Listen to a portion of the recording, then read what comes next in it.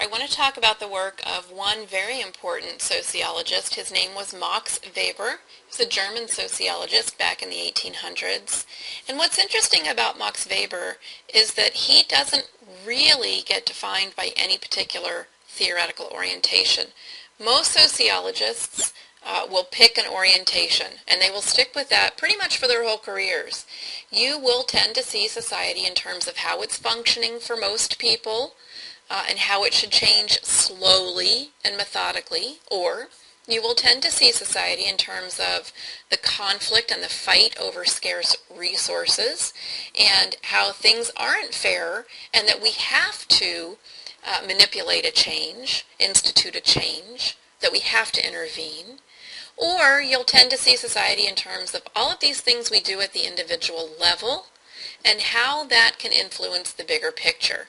So you will find yourself leaning towards either being a functional theorist or a conflict theorist or an interaction theorist.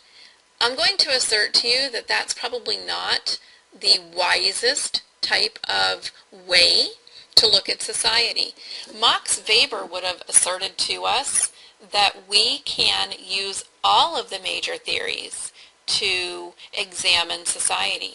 We can use those theories to pivot around an issue and see not only how it's functioning, but how it's not functioning, how there's conflict inherent in it. We can use those major theories to see how the structure is influencing the individual, but also how the individual might be pushing back against that to change the structure of society. And so Max Weber, in that respect, many of his ideas overlap with all of our major theories, and that's a better way to look at society. He agreed that some things function.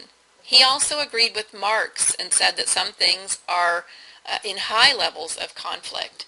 So I would assert to you that that's probably the best way for you to look at society. Use those theories to pivot around the issue and to see the good, the bad, the ugly, to see the structure, to see the agency, all of those things. The main points that Max Weber would assert to us as people studying society is to try and remain value-free. Be neutral. This goes all the way to the work of the sociological imagination. When C. Wright Mills said, don't put your personal stuff in there. Try and see things from the perspective of the individual experiencing the problem and try and understand their motivations for reacting the way they're reacting. In German, this word is Verstehen. Verstehen, defined, means understanding. We have to understand the motivations of individuals in order to understand how society is being impacted. And further, if we don't understand why people are behaving and reacting the way they are, then there's really no reason to study society.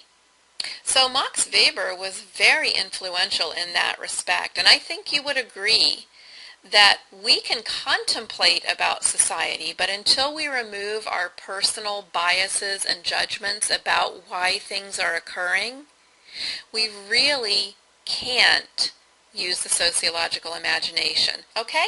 I hope this helps. Take care, and we'll talk again soon. Have a great day. Bye-bye.